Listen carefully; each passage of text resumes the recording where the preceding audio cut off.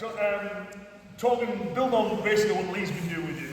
So this idea of stances we'll talk about first, and then blocking. So I remember years ago, a long time ago, I was teaching a joint seminar with Gavin Mulholland, really practical, solid Goju instructor, right? And for Gavin's session, he started with this sentence. He goes, I think the two most misunderstood words in karate are stance and block. And as soon as he said that, I thought, I'm on board. You know, whatever he says from this point on, you know what I mean, I'm on board with it. The stance is because it tends to infer something static. You know what I mean? And if you look at like the dictionary definition of it, you know, the position an animal or sportsman will take before moving is one of the definitions. And we use it if you're talking about expressing an opinion as well. That's my stance on that issue. You know what I mean? You know, so it infers something fixed. But in application, they're not supposed to be fixed. They're fluid. And this is really well documented. It's not up for debate. You know, like Funakoshi talked about beginners use stances, advanced students use natural postures. The idea being that the set positions that you teach a beginner, because they don't know anything, becomes a natural fluid movement of the advanced student. My favourite additional explanation of that is Nakasone's, who in Karate Do Taikan, which means an outline of karate, which all the good and the great at that time contributed to. And Nakasone was a journalist who put it all together. So with Funakoshi's line there, Nakasone expanded on it and went back to Funakoshi and is this what you mean? And Funakoshi endorsed the explanation. And he says this, he goes, karate has many stances, it also has none. You know, and I think, yeah, bang on. You know, so if you freeze frame a movement for instructional purposes, which the katas do for instructional purposes, you have a stance. I'll give you an example of this one as well, just so you can get it and we'll move on. A good friend of mine, Steve, if any of you have seen the Extreme Impact stuff I did, Steve's the other guy. You know, so it's quite funny when we filmed them together, because Steve, for those who've met him, is an incredible martial artist, man. His power and grace of his technique is unbelievable. He's about that tall, looks like a Greek statue, you know what I mean? An ounce of fat on him, a true athletic beast, and I'm me. So when we're standing next to each other, one of my kids saw it and was, Dad, you look like Legolas and Gimli off Lord of the Rings. You know, this kind of like, you know, divine elf-like being and a little furry dwarf, you know. But Steve and we were teaching together once. And he started the seminar, and he's a more, I would call him a full contact karateka, I think would be a fair way of looking at it. So he doesn't do kata and stuff, but his karate, in terms of hitting and kicking and punching, is really good. And so we started teaching together, and he said, he goes, the first thing I want you to remember today, he goes, is don't listen to anything that man tells you. You know, as a traditional karateka, he wastes all his time doing kata, you know what I mean? He'll talk about stances and that, forget everything he's going to tell you. And he's just doing it because it winds me up and it's a bit of banter for the thing. But anyway, halfway through the seminar, we're doing about the mechanics of throwing a good lead hand hook, right? And when we're doing that hook, a lot of them are rolling from the shoulder. You know what I mean? So they're throwing the hook and they're doing this and they're doing it. So Steve stops and goes, don't do that. Your posture's terrible. You're off balance. You're wide open. You won't land the second shot. When you throw that hook, boom, you want to be here. You want your hips here. You want a nice hollow back. That heel's off. The hips should be going in the same direction as the punch. So I stopped him and went, is that the stance you want them to do the hooking, Steve?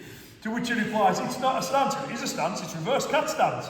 As soon as you freeze frame it, it's a stance. He goes, oh, whatever. You know what I mean? But again, so it's fine to break it down to teach it, but when I throw the hook, I don't go bang, and then is everything okay? I'm instantly boom, boom, I'm on to my next shot. Is that okay? So you develop this fluid, good body mechanics through learning the stances, right? So that's a main thing that stances do, is teach you how to transfer weight. And I'm going to give you a load of examples from loads of different kata, and we'll get this idea, and then you can start thinking about how it applies to everything else. The stances only really have two functions. The primary one, the one that's happening most of the time, is it's showing you where you need to be to shift your weight for this technique. Right? The secondary, and even both of these with leg. The second one is you're using your legs to block some part of the opponent's anatomy. So you're limiting their motion in some way. That happens far less often, but it is there. So when Lee did the horse dance takeover with you, that's a good example of that. You know what I mean? I'm using the horse dance to create a frame so they can't step off and I can take them over. Is that okay? You know, so just understand it. On the blocks thing, so we'll look at that one as well, is the way karate terminology is used now is, when people say punches, they mean punches. Kicks, they mean kicks. When they say blocks, they mean I don't know. You know, so what's this movement? 2 blocks? You know, what's this movement? A block. What's this movement? A block.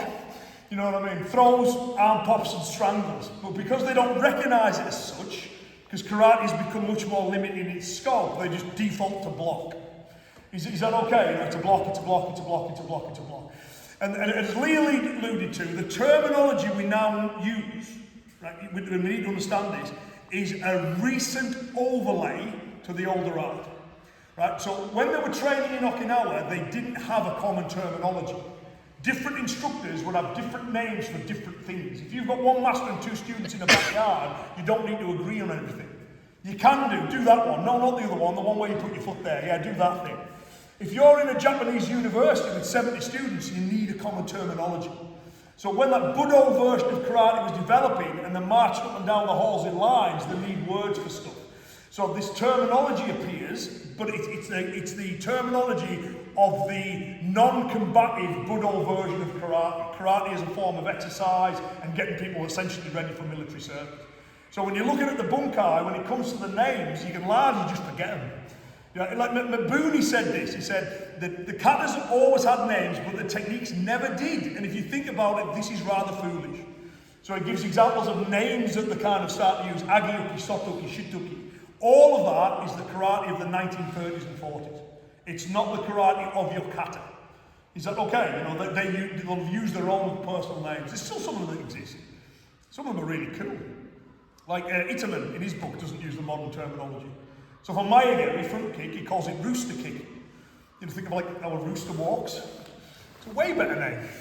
You know what I mean? And he does that back kick, his horse kick and all this. You know, he's got way better names for it, right? I'll throw a few more in when we go.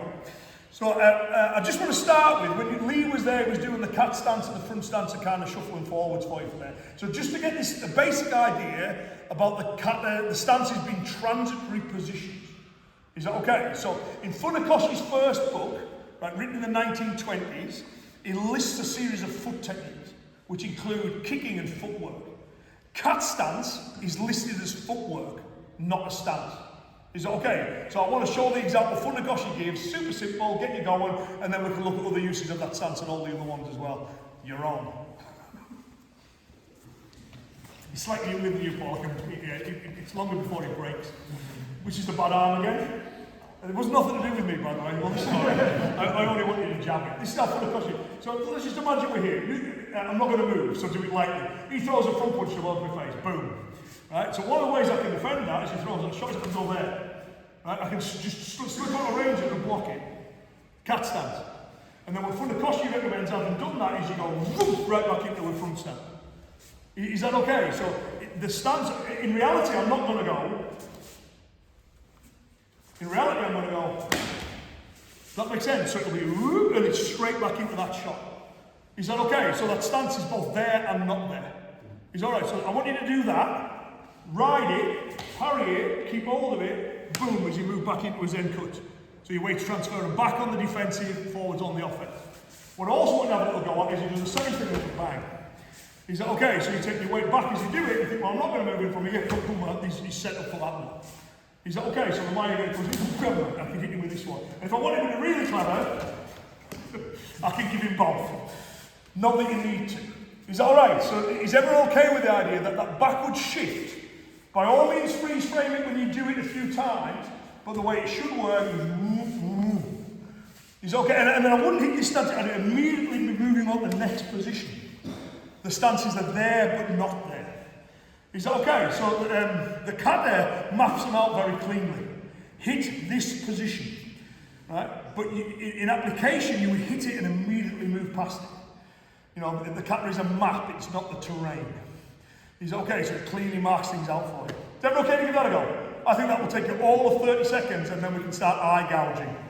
Is that okay? You'll see. Is that okay?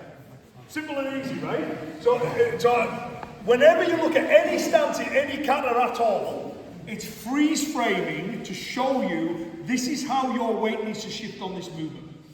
Right? So, this is where your leg needs to be in order to limit the motion. But that, again, that happens less often.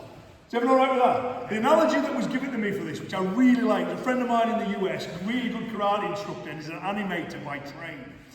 And he was saying that in animation, he says they use these things called keyframes. So when they're drawing something out that they want, I mean, this is old style animation before, it's probably all done with computers now.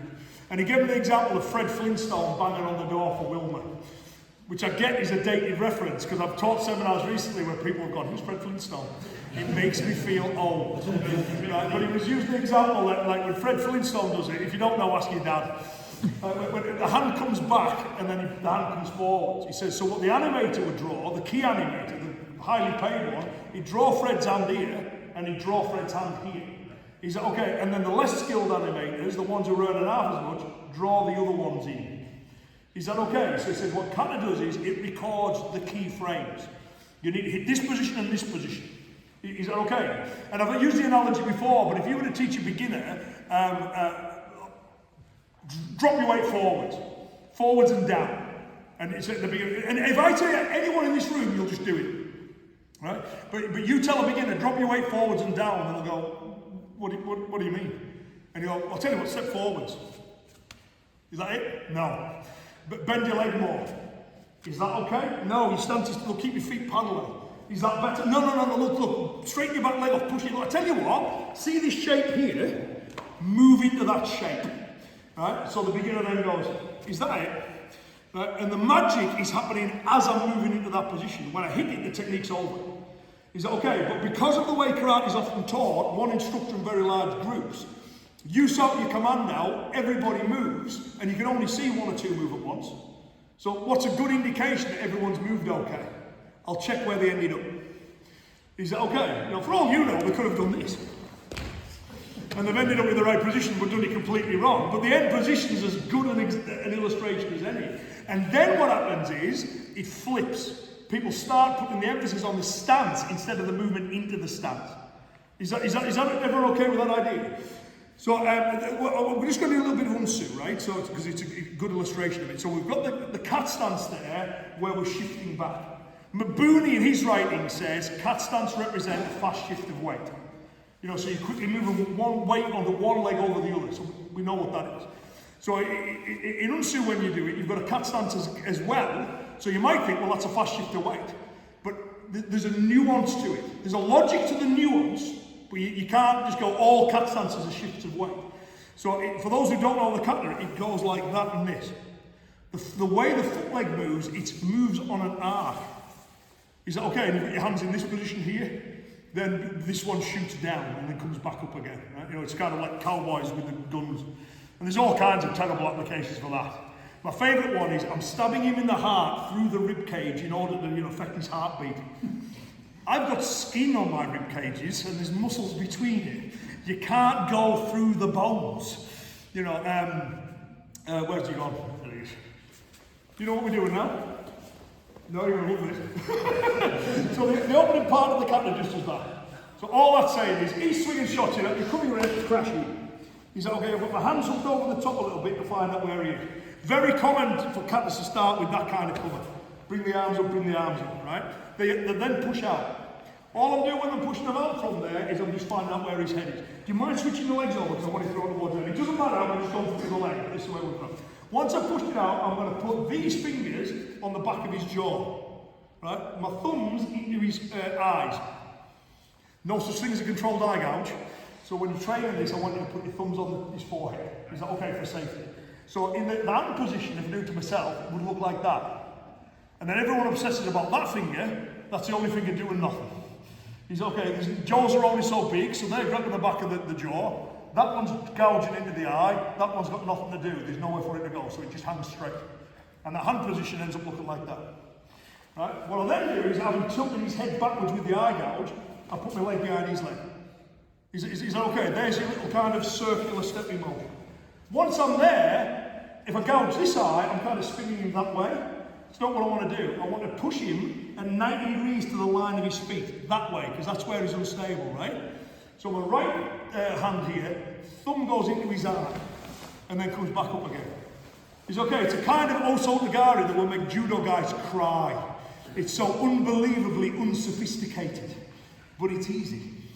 He's like, okay, so he swings in his shot, I defend him to find out where he is, I go for his eye, I put my foot behind, he's already on his way, and then from there I'll push into that eyeball to give him a good reason to throw himself. He's like, okay, so the first example we looked at is a shift of weight. The second example we look at is putting your leg into a position to stop his feet from moving. Is that okay? And then we'll kind of build on a few, we'll do a load, and I'll bounce around different katas, we'll do some Goju shot, the Kanwado katas. But it's the same stuff. As Mabuni said, there are no styles of karate, only varying interpretations of its principles. It's all the same stuff, it's just kind of expressed a little bit differently. So everyone okay to have a little go at that one? In all the eye gougy goodness, what a great way to spend the Sunday, right? Yeah, okay? Quick go at that with your partners, then we'll bounce on the next one. I want to get as much done as I can.